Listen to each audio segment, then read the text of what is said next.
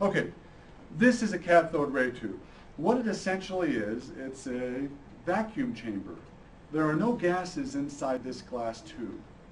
The only thing we have are two electrodes, one's called the cathode, the other's called the anode, and a fluorescent screen in the background. It's coated with some type of fluorescent material.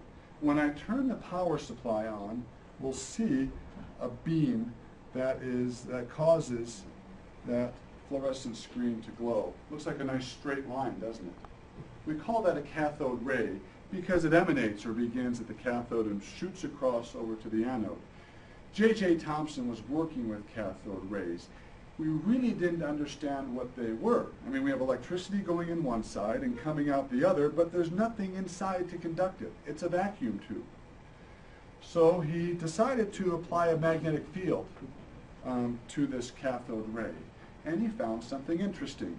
We apply one pole of the magnet to this beam and we'll see what it does, and then we'll flip it around and see what the other pole does. This is my favorite part. Can you see what's happening to that beam? Well, it appears as though it's happening to it. It's moving. It's moving. It's being repelled, isn't it, by the magnet. When we flip the magnet around, and what do you think is going to happen this time? Well, if it's being attracted on one pole, see how it's being attracted there? Let me rotate it so the kids on this side of the room can see it. See how it's being attracted there? And then the other pole, do you see how it's being pushed down? What does that tell me about that beam? It has a what? It has a charge. Let me tell you about the poles of the magnet. The one that pushes it away is the negative pole. So what does that tell you about the charge of those particles?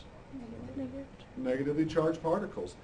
And J.J. Thomson was actually able to do a charge to mass ratio of these particles, and he found that these particles were about 2,000 times lighter than a hydrogen atom.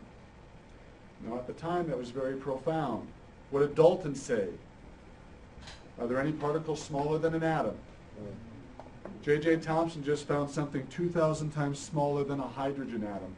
Why is the hydrogen atom and something 2,000 times smaller than it so profound? Hydrogen.